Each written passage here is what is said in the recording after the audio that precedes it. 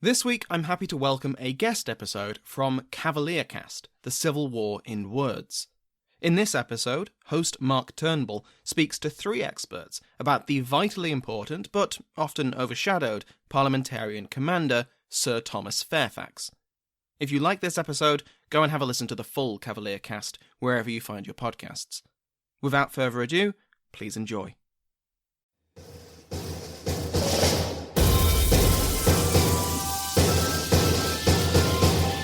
Hi and welcome to episode 11 of CavalierCast, the Civil War in Words. This podcast looks at everything and anything to do with the War of the Three Kingdoms.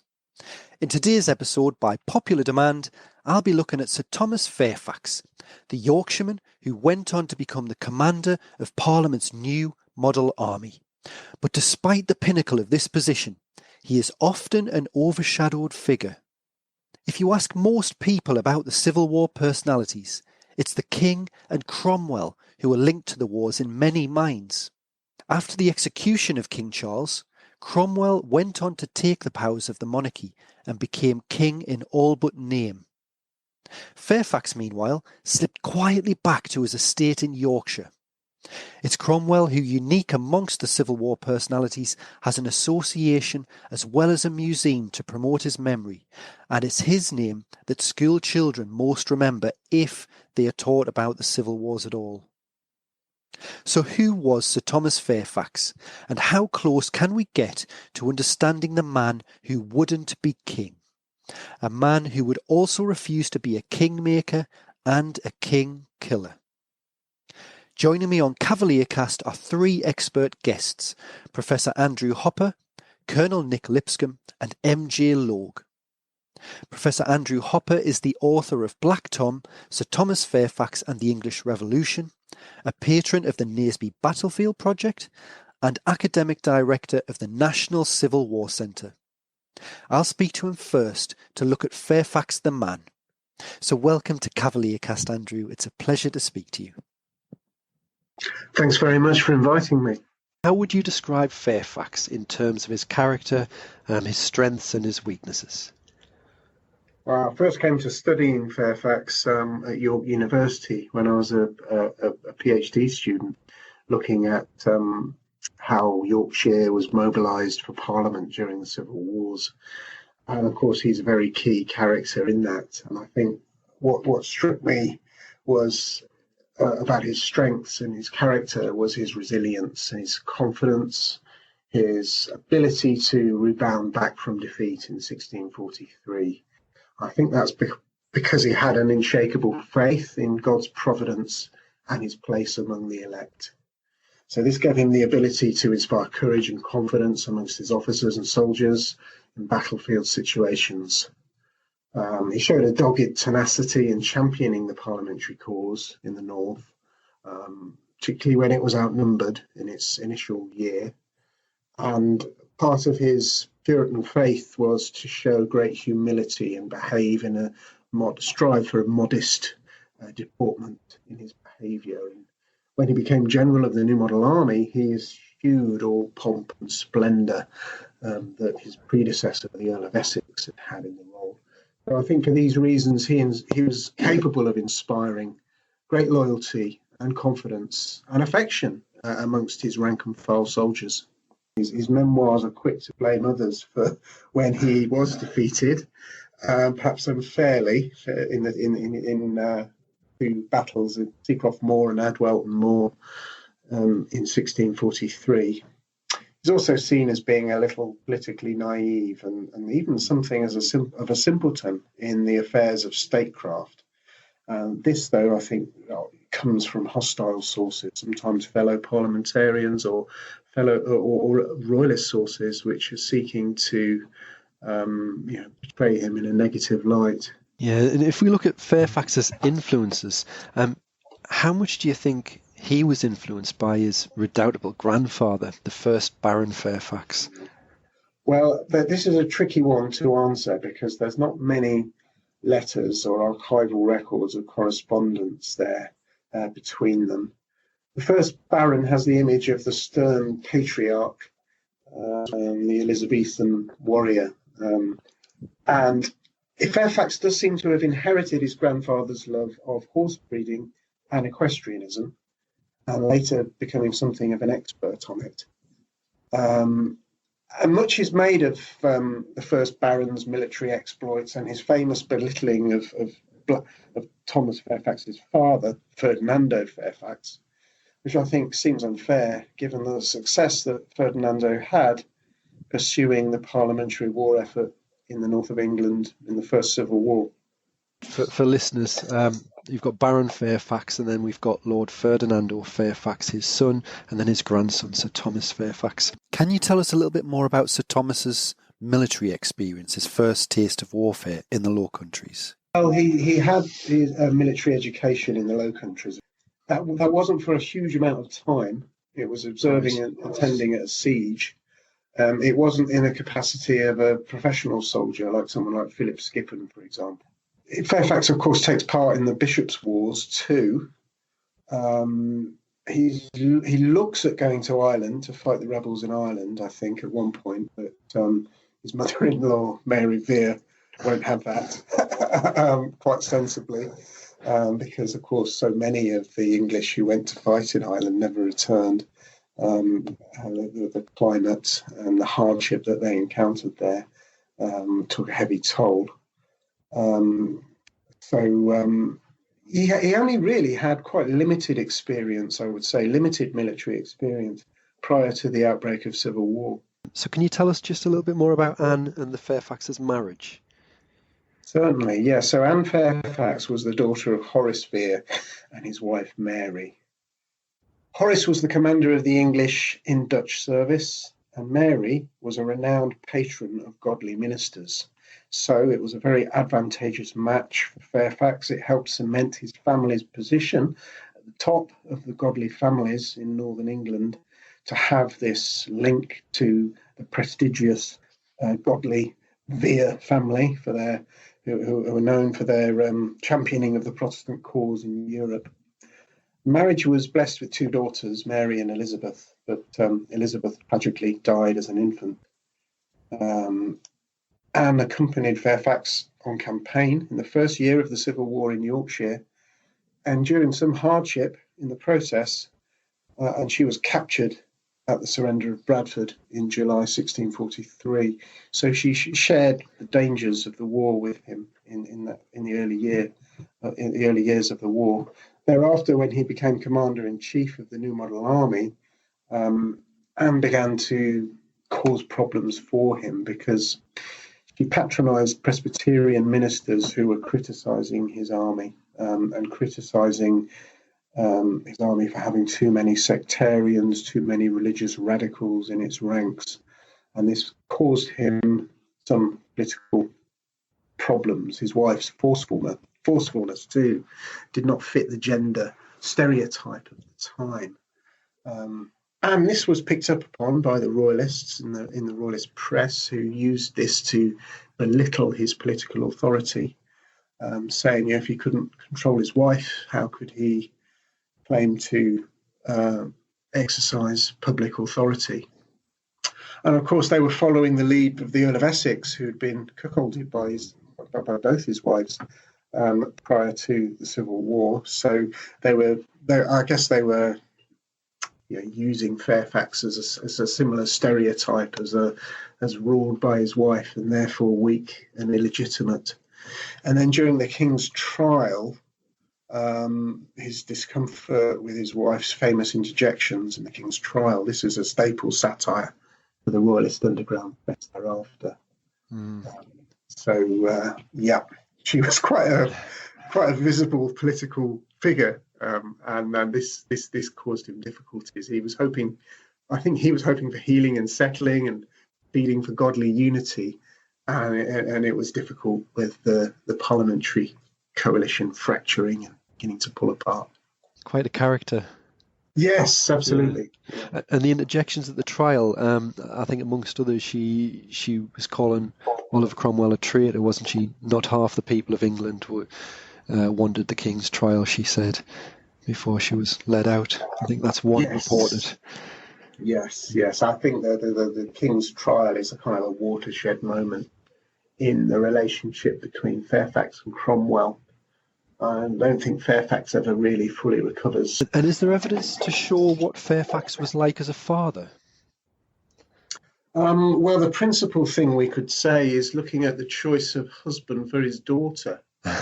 So Mary, his only daughter, his only child, in 1657 was married to George Villiers, Duke of Buckingham, a prominent royalist. And of course, Charles II is in exile at the time, and Oliver Cromwell is Lord Protector. So to marry one's daughter to such a prominent courtier of Charles II, you can see how that would have soured his relationship, or what was left of it, with Cromwell. Now, in retrospect, this looks very much like good sense to befriend and draw into your family one so close to the king in exile. There's a kind of insurance policy should the protectorate not last. But of course, Mary paid the price for this. It was an unhappy marriage. Her husband was a dissolute Restoration rape. It seems she paid the price for her father remaining safe from prosecution for his role in the Civil Wars. And very telling, as you say, that he did this when England was still ruled by Cromwell as well. We mentioned earlier about the Low Countries and Fairfax's time there, and when he returned to England, there was a point on the eve of war at York when he pushed his way through to the king and shoved a petition onto the king's saddle. Do you think when it came to choosing sides, there was any doubt in his mind that he would support Parliament? I don't think there was, but there was some hesitation. As the foremost godly family in Yorkshire, his father, Ferdinando, was expected to lead the parliamentarians. So I don't think he would have gone against his father or entertained thoughts of royalist allegiance. But both him and his father were reluctant to fight their friends and neighbours, most of whom were drawn up on the royalist side. So in August and September 1642, they participated in an attempt to keep Yorkshire out of the war by a local treaty of neutrality, trying to opt out of the war. But this was sabotaged when the parliamentarians, led by the Hotham family in the East Riding of Yorkshire, really sabotaged that treaty and initiated hostilities to derail it. So from then on, he had to commit to a parliamentary allegiance. From then on, I think he's pushing his father to act more aggressively in mobilising support for Parliament, to encourage the uprisings in the cloth towns that were taking place against the Royalists in the first winter of the war, and to, as he put it in a letter to his father, to join with the readiness of the people. How do you think Fairfax felt about Cromwell, a one-time subordinate, becoming Lord Protector? I have a hunch that he fell out with Cromwell in the period between the purging of Parliament and the King's trial and execution. I suspect Cromwell had assured him that King's execution wouldn't be necessary, and that Cromwell changed his mind in the weeks running up to the King's death. This is speculation. We don't have any evidence between them that shows this. But I think the relationship between them was never the same thereafter, and it's likely that Fairfax felt that he'd somehow been misled or betrayed Cromwell, that Cromwell had broken his word. He's portrayed as in hostile news sheets as Cromwell's fool, Cromwell's stooge thereafter. There's a medal struck of him and Cromwell on either side of the medal in the Netherlands, the devil Cromwell and the fool Fairfax. And I think that kind of thing would have really aggravated him. It's interesting to note that he would not serve in the Protectorate Parliaments of Oliver while Oliver was still alive. He was returned but refused to take up his seat. But after Oliver died, he did return to Parliament as Knight of the Shire for Yorkshire in his son Richard Cromwell Parliament in February 1659. So that's quite interesting, quite telling. Do you think that he could have done more than he did to prevent the King's execution? Well, there's been a lot of debate about the King's execution just in the last 10 years. Some feel the king's fate was sealed at an early stage, soon after, when the army had purged Parliament. Others feel that the execution was avoidable and not inevitable until just a day or two beforehand. I don't think Fairfax wanted his name associated with the trial and execution of the king. And this is interesting because there were a number of other Yorkshiremen amongst the regicides. There were 6 Yorkshire regicides, including his own uncle, Sir William Constable, his former colonels, Thomas Mauleverer and John Allered. So he would have had company if he had gone through with the trial. But his withdrawal from the commissioners was a very public signal of his disapproval. He was perhaps wise enough to realise that forcing his view through with military force would have led to more bloodshed. The army was in a very ugly mood after all the suffering incurred by the recent Second Civil War. And he may even have been persuaded that there was a blood debt to pay, that the king was a man of blood, and that he had the people's blood on his hands. But he just didn't want to be seen to be involved with it. Yeah, it's tricky, isn't it? Like you say, didn't want to cause yet another civil war by intervening too much. But he created the new model army. This is often forgotten. He chose the officers down to the rank of captain. It was his army. Did he want to see his army turn in on itself, fight itself over the enemy they'd been trying to defeat, to have more people die, save Charles I? Was that too high a price to pay? There was some lobbying he was engaged with foreign ambassadors and things like that, making some efforts to save the king's life, or to look into an alternative sentence or something. But in the end, it wasn't possible. Now, why do you think he isn't better remembered after all of this?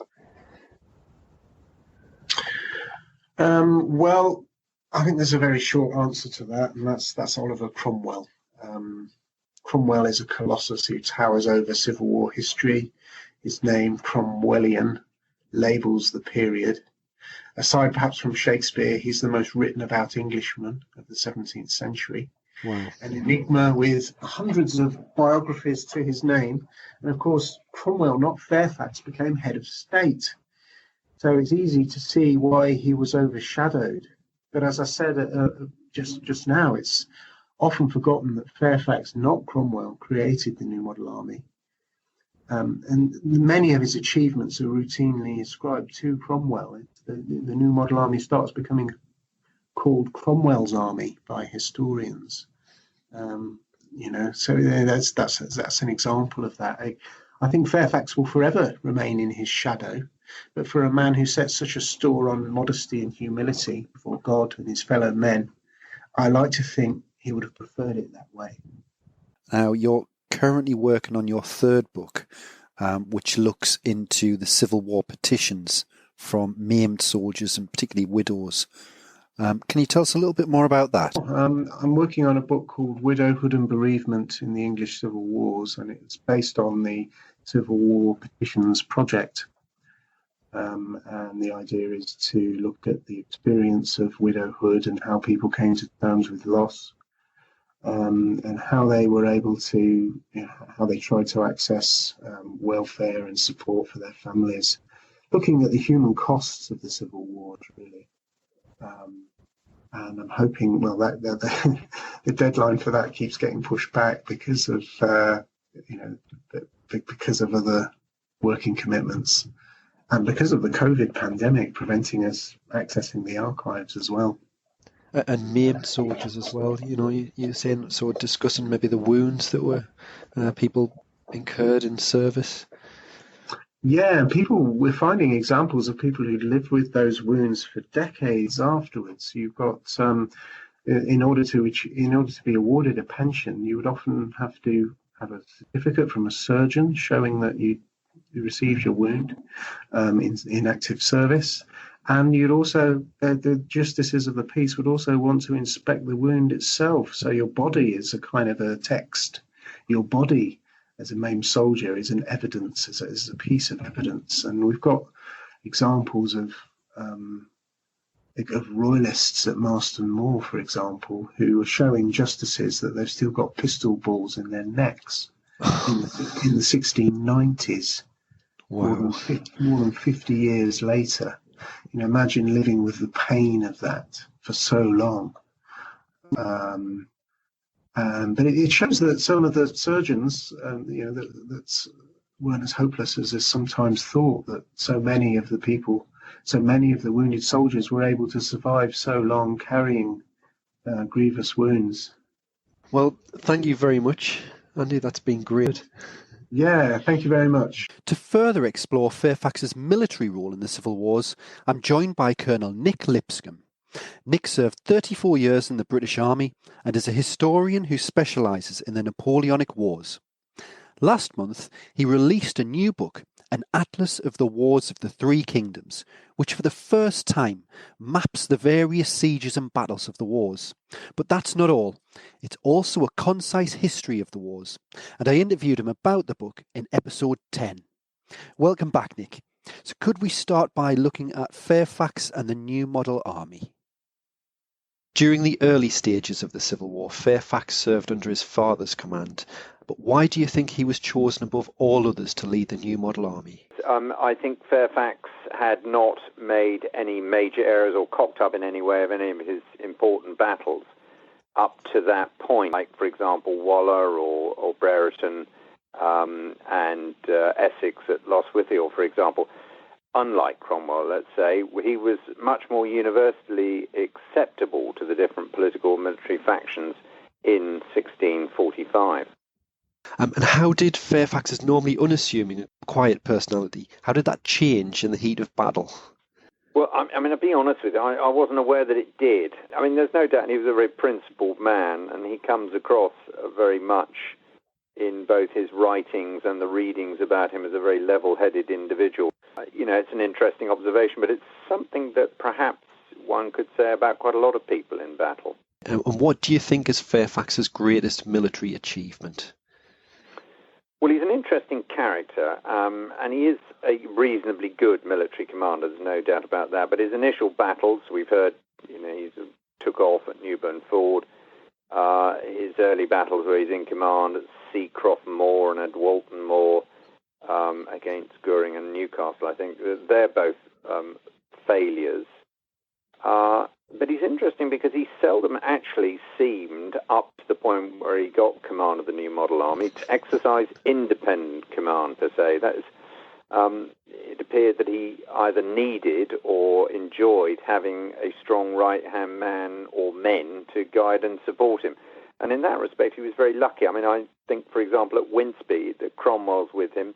At Gainsborough, Meldrum and Cromwell are there. At Selby, Lambert's there. And at Marston Moor, of course, he's not really in command of anything other than the right-wing cavalry, but he does conduct himself well. So to answer the question as to which battle was Fairfax's greatest victory, it has to be, I think, Naseby, because that was the battle that really changed the war. But it was a battle, again, and this is the curious thing about Fairfax, that had three commanders, Fairfax himself, Cromwell, and Skippon. And how personally instrumental would you say Fairfax was in the New Model Army's success?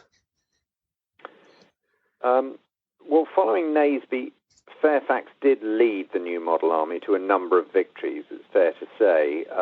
Langport, where he defeats his old enemy Goring, he captured Bristol, Dartmouth, Torrington, and finally Oxford in 46. But many, and whilst these victories were achieved on his own, and they did lead to his appointment as Commander-in-Chief of all of Parliament's land forces in July 47, it has to be said that the Royalists were on the back foot following Naseby, and the writing was on the wall.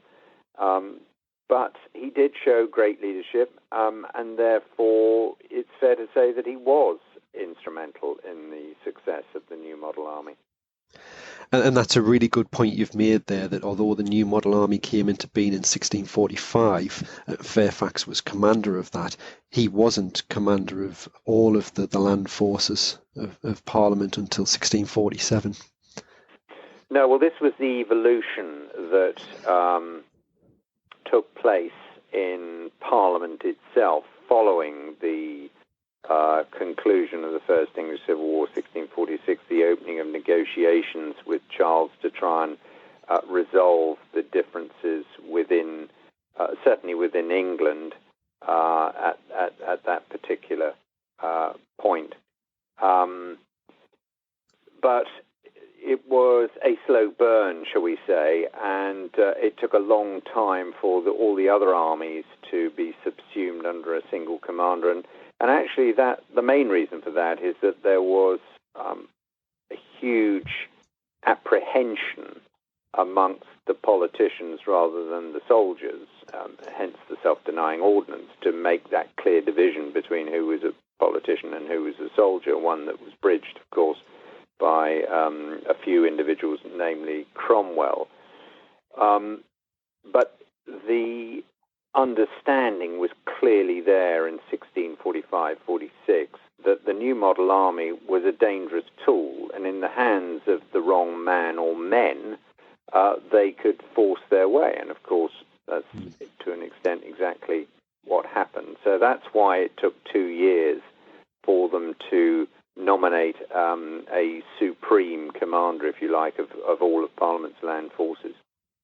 Do you think that he did become out of his depth when dealing with such large personalities as Cromwell, Ireton, and Lambert? Yeah, I think there's little doubt that he struggled with the strong characters that surrounded him. I think Cromwell and Ireton in particular. He, as we said, was a deeply principled man. He understood and applied the concept of honour both on and off the battlefield. And that made him vulnerable to those who would set out to win at any cost. He was, and he wasn't alone, he was deeply troubled with other parliamentarian, both politicians and soldiers, about the business of the regicide. And I think a combination of that, ill health, and increasing disillusionment led to his withdrawal and a distancing from Cromwell and his supporters. He resigned overall command, I think in 1650, the suggestion of a preemptive strike against the Scots, who were being rallied now by Charles's son, Charles II. But by that time, I think he jumped before he was pushed. By that time, he was pretty much out of favour. Why do you think he isn't better remembered today? Yeah, that's a good question. But we have to understand that the English Civil War, like all civil wars, evoke very different memories for people. We only have to look today at how emotive Cromwell's statue outside the Houses of Parliament and his bust inside the Houses of Parliament are to a number of individuals, not least of which some members of Parliament. And I want to return to the Cromwell's house. This is a house behind the house that I live in here in Old Marston in North Oxford, which evoked an interest, stimulated an interest to study the English Civil Wars. I realised it was an area of conflict I didn't know an awful lot about. And one of the things I did learn in the process of my studies is, in fact, the house should not be called Cromwell's house at all. It should be called Fairfax's house, because Cromwell never stayed there. It was a house owned by the local landowner, Unton Croke, and Fairfax used it on 3 occasions during the 3 sieges of Oxford to use it as his base and his headquarters. And therefore it's curious, but not surprising, that the owners in the 19th century entitled the house Cromwell's house. And the reason they've done that is exactly the answer to your question, is that Fairfax was not the main man. Everybody knows who Cromwell is, but a large number of people, you and I, of course, know who Fairfax is, but if you said to a large number of young boys and girls at school today, they wouldn't have a clue who Tom Fairfax was. He wasn't the main man. the David against Goliath, Charles against Cromwell. That's how people remember the civil wars, and therefore why Fairfax isn't better remembered today. Well, it was ever thus.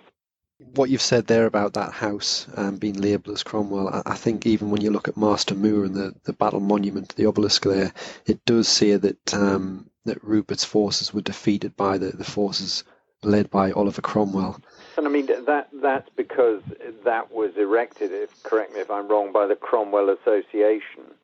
And, that's right. Or at least they had a major hand in it. And therein lies another tale, because there isn't a Fairfax Association to put forward the views of and the interests of Fairfax. But no, that's an interesting point, and that's a good link. Thanks to Nick for those interesting insights.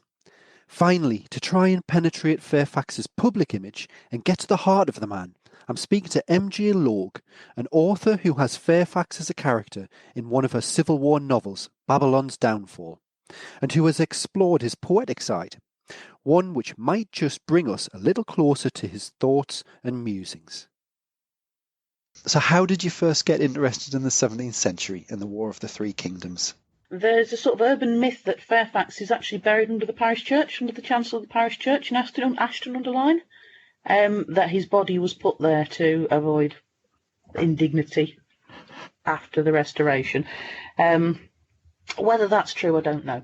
It's one of those things I would love them to dig up and have a poke about, but I don't think they're ever going to do that, so it's just an urban myth.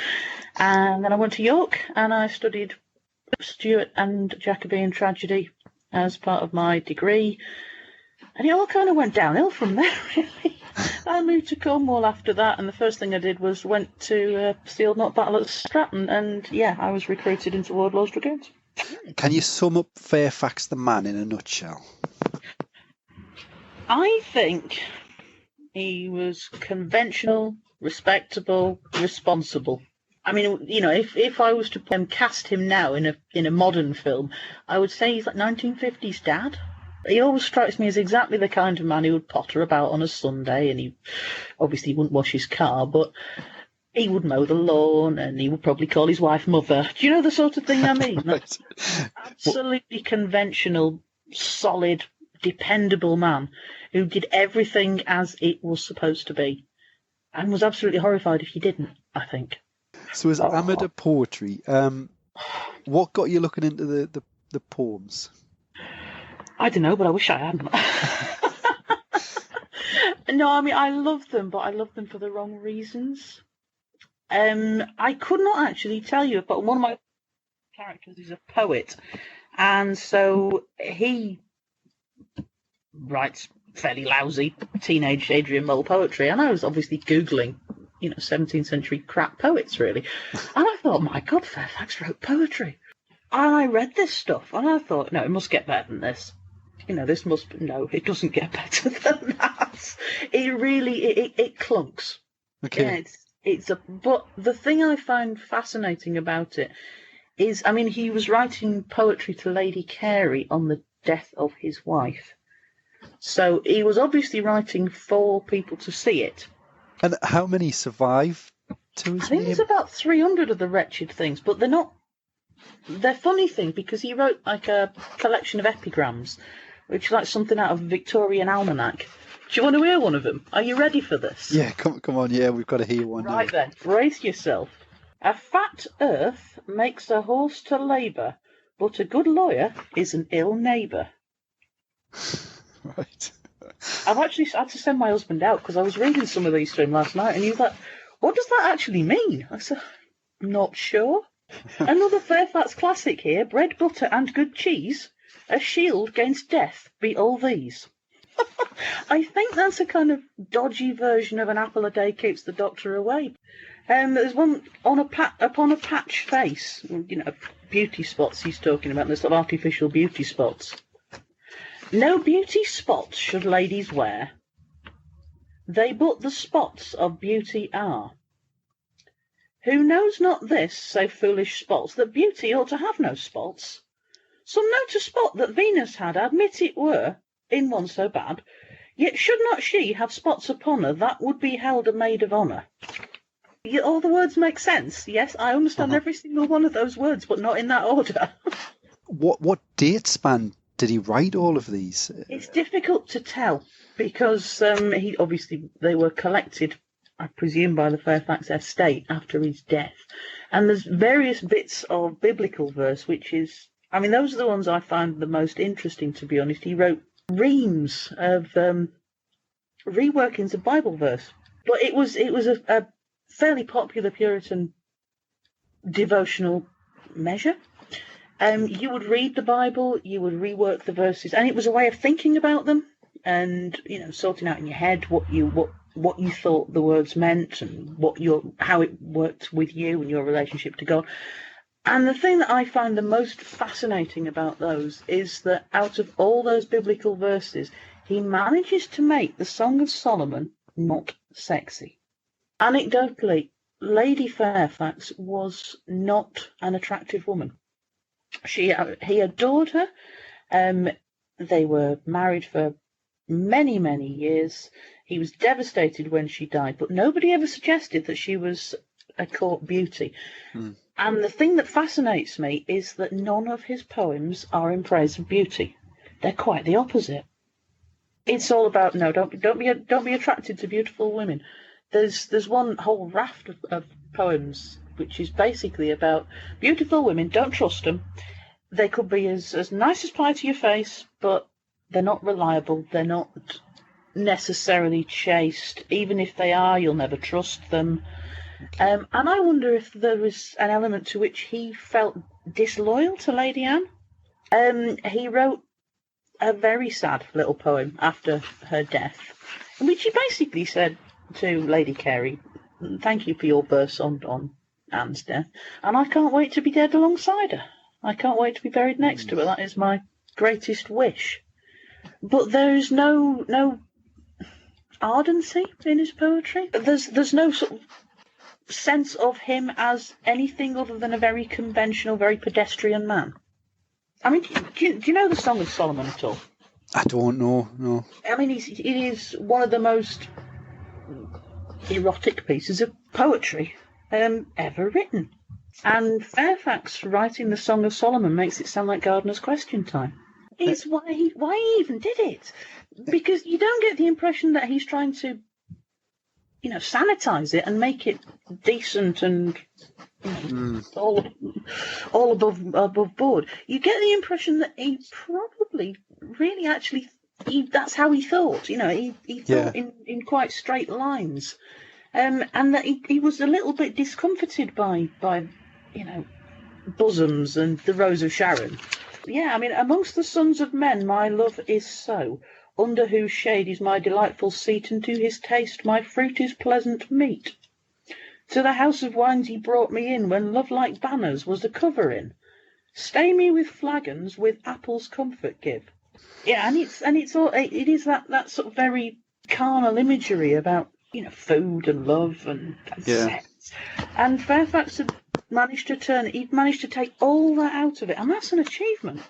I think that tells you a lot about him as a man. That's the impression I get, is that he was quite ferociously self-contained, and that his expressing himself, it came out in this dreadful poetry because that was he could. It's almost like he does keep his emotions boxed up. I mean, he was at it for years. Right. I mean, we do know that he obviously, if he was writing on his wife's death, he was writing about his new house. He was writing. Let's see, I'm just raking about here. I mean, they're not all poems. Some of them are just little bits of doggerel that we presume he scribbled down on the back of an envelope somewhere, and they've all been collected together. But I guess it was a sort of a gentlemanly pastime. You can imagine him pottering around the gardens at home and feeling moved to write 6 lines on his new house. I mean, Andrew Marvell managed 90-odd stanzas on the new house, and Fairfax managed 6 lines. I mean, there's also the question about why did he choose Buckingham, the Duke of Buckingham, as his daughter's husband as well, isn't it? Where did you think that was a good idea? It makes you wonder whether or not he knew, it's a wise man who knew his limitations, and he knew that he was a restricted, conventional middle-class man, and that he thought, my daughter deserves better than this. Sat on a seat, a fool ere long will wag his legs and sing a song. Right, there's another classic for you. So is he warning against dalliance there and just... I have no idea what he's on about. So most poignant, would you say, on the death of his wife? I'm not sure. I think the poems that he wrote on beauty are the most poignant for me, because my feeling of it is very much in saying sideways to Anne, I know you're not beautiful, but I don't care. Do you see what I mean there? Sweet, isn't it? It's almost, he's constantly praising other attributes, the mind, the spirit. I mean, I'd love to know what he thought of himself. Because again, that doesn't come across in his poetry, which is also interesting, because normally you find that poets, it's all I this and I that and I the other. And there's none of that with Fairfax. It's very much... I mean, he writes about solitude a lot. I think he was a man who enjoyed his own company. He would look at a scene and he would very carefully delineate everything that's going on in it, but without actually telling you what he thought of it. What do you think his greatest achievement is? Having the sense to be somewhere else. Surviving, I think, is his great... I mean, I think it would be very easy to say his greatest achievement was as a cavalry commander. And I'm not sure that it was. But I think the fact that Fairfax had the political good sense to get himself out of the whole mess he was not executed, he was not reprimanded, he quietly withdrew from public life. And was able to do that quite subtly as well, wasn't he? Really, without sort of criticism. Yeah. And that was, I think he walked a very, very fine tightrope. And I think that's part of my perception of him as quite an old-fashioned, conventional person. But why do you think he isn't better remembered? I think the thing is he wasn't very exciting. I mean, Cromwell was almost sort of Errol Flynn-like. He was larger than life, and he was prone to talking in sound bites almost. Whereas we have very little of Fairfax's actual words, and what we do have, she says, looking at some of the poetry, like, you wouldn't want to put that on the front page of the paper, no. And he there's nothing to get hold of, I don't think. He was a professional man doing a professional job. Professionally. I think people followed Fairfax because of what he did, because he had a very specific cause.